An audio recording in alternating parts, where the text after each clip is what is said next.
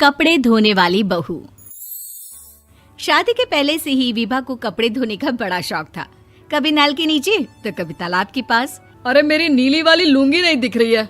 विभा की अम्मा, कहाँ रखी है लुंगी? अरे वो तो विभा ने परसों ही धोकर रखी थी आपकी अलमारी में, देखो वहीं होगी। वो ना मैंने आज धो दी, मुझे लगा कि गंदी हो गई होगी। अरे कैसे गंदी हो गई थी? उसे तो मैंने पहना भी नहीं। हे भगवान, इस लड़की के कपड़े धोने की आदत से परेशान हो गया हूँ मैं। जितना तो घर में राशन नहीं आता, उससे कहीं ज्यादा डिटर्जेंट पाउडर का खर्चा है। इसकी शादी करवा दो, शादी जाए अपने घर में ही करे काम, फिर चाहे घर के कपड़े धोने हो या पूरे गांव के। हाँ ठीक बोल रही हूँ, देखता हूँ मैं कोई लड़का। वो दिन भी आ जाता है जब विभा को देखने लड़के वाले आ जाते हैं। लड़की मुझे अच्छी लगी। होने वाली सास कहती है, बेटी अगर कुछ पूछना है तो पूछ लो। वैसे तो हमारी लड़की बहुत ही शर्मीली है, जो बोल दो वो मान लेती है, इसे क्या पूछना होगा। अरे कैसी बात कर रही हो माँ, मुझे इन लोगों के घर रहना है, सवाल तो कई है। हाँ हाँ बेटा, पूछ लो ना, क्या पूछना है। आप लोगों के घर कपड़े कौन धोता है? सास का मुंह बन जाता है। देखो, अगर तुम ये कहना चाहती हो कि तुम्हें कपड़े धोने नहीं आते तो सुन लो, कपड़े मैं ही धोती हूँ, लेकिन तुम्हारे आ जाने के बाद मैं रुमाल तक नहीं धोऊंगी। अरे चुप रहना भाग्यवान, बहू बेचारी घर आई नहीं, उसे डराना शुरू कर दिया। वो क्या है ना बिटिया, अभी तक तो ये कल्लू की माँ ही धोती थी, लेकिन अब तुम्हारे पापा तो दहेज में वॉशिंग मशीन देंगे ही। तभी विभा की माँ बोल पड़ती है, सवाल भी पूछा तो क्या। वैसे भाई साहब, मशीन की तो फिर भी कपड़े धोने की कैपेसिटी होती है। मतलब जो बिटिया दे रहे हैं ना विभा, इसे कपड़े धोने का बहुत शौक है। ये आप लोगों के क्या, आस पड़ोस गांव मोहल्ले सबके कपड़े धो दे और उफ तक ना करे। बाहर देखा नहीं आपने कितने कपड़े सूख रहे हैं? सब हमारी बिटिया ने ही तो धोए हैं। बस भी करो ना माँ, शर्म आ रही इतनी तारीफ सुनकर।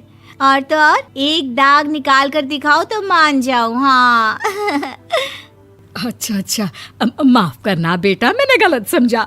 हमें तो रिश्ता बहुत पसंद है। और ऐसे जुड़ जाता है रिश्ता कपड़े धोने का शौक रखने वाली विभा का। उसकी शादी हो जाती है कोयला फैक्ट्री में काम करने वाले कल्लू के साथ। शादी के बाद अचानक विभा चिल्लाती हुई सास के पास आती है। सासू माँ, अरे सासू माँ कहाँ है आप?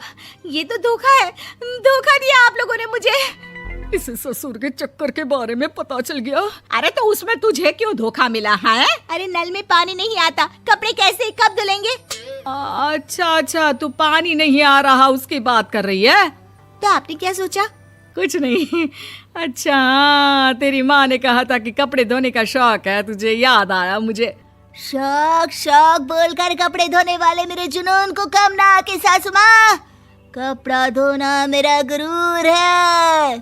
तभी पति भी वहाँ आ जाता है। अभी मैंने इसे सनी देओल की फिल्म दिखाई है, उसी के डायलॉग मार रही है माँ। अच्छा सुन, साफ साफ बता रही हूँ, पानी सुबह 4 से 6 और शाम को 10 से 12 आता है, समझी?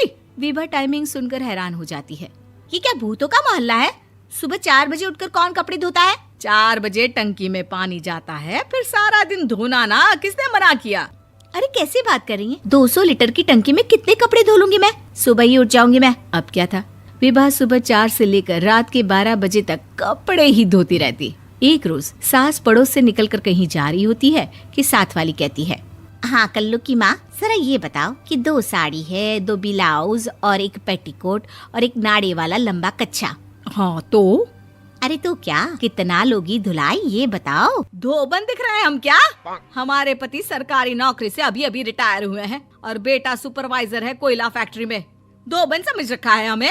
हाय रे कल्लू की अम्मा, माफ कर दो, वो तो मोहल्ले में यही सब बता रहे थे कि तुमने बहू को कपड़ा धुलवाने के काम में लगा दिया है। सास को पड़ोसन की बात सुनकर गुस्सा आ जाता है। वो घर पहुंचती है जहां घर के बाहर ही इतने सारे कपड़े सूख रहे होते हैं जितने कि किसी धोबन के घर पर। अरे ओ कल्लू की दुल्हन, बाहर निकल। माँ जी यहीं आ जाओ, बाथरूम में चादर धो रहे हैं हम। अरे अभी हम धोते हैं, तुमको बाहर निकलो। ये आस पड़ोस वाले बोल रहे हैं कि हम बहू से कपड़े धुलवा कर उसे कपड़ा धोने वाली बना दिए हैं। अरे छोड़ो ना माँ जी, किन लोगों की बातों में आती हो? आस पास के लोगों का तो काम ही होता है कि वो किसी तरह सास बहू को लड़ा दे। बहू सारे घर के कपड़े धोती है, ये क्या कम है? बोलिए। सास को भी लग जाता है कि वो बहू का ये सनकीपन नहीं छुड़वा सकती, इससे अच्छा है कि खुद ही चुप हो जाए। एक रोज सास और बहू मंदिर जाते हैं, जहाँ सास की साड़ी वहाँ खड़ी भीख मांगने वाली से मिलती है। माँ जी क्या बात है, आपकी साड़ी उस भिखारन से कितनी मिल रही है ना? हाँ हाँ, देखो तो दोनों की साड़ी मिल रही है। क्या बात है कल्लू की अम्मा, तुम खुद को तो अफसर की बीवी बताती हो और ऐसी सिंपल सी प्लेन साड़ी पहनकर घूमती हो। सिंपल और प्लेन नहीं है ये साड़ी। तो क्या सोने के धागे से फूल बने हैं? कुछ भी सासू माँ, कुछ भी। हाँ, बने थे इस साड़ी में सोने के धागे से फूल। मेरे पति लेकर आए थे मद्रास से स्पेशली मेरे लिए 10,000 की। ताहे भाई साहब इस भिखारन के लिए भी सेम टू सेम साड़ी लेकर आए होंगे 10,000 की। सास उस वक्त तो कुछ नहीं कहती, लेकिन बहू के साथ घर आती है और अलमारी से एल्बम निकाल कर लाती है। ये साड़ी देख रही है, ये वही साड़ी है जिसे मैंने अभी पहना था। इस साड़ी में ये जो चमकदार फूल दिख रहे हैं ना, ये सोने के धागों से काढ़े गए हैं। लेकिन तू लोकल वॉशिंग मशीन ब्रश से घिस घिस कर सारे फूलों को निकाल कर साड़ी प्लेन कर दी। मुझे माफ कर दीजिए सासू माँ। और तो और, जब मैंने तुझे तेरी गलती के लिए कुछ नहीं कहा, लेकिन तूने तो सबके सामने मेरा मजाक ही बना दिया। क्यों? बहू को समझ में आ जाता है कि अब से उसका कपड़े धोना बंद।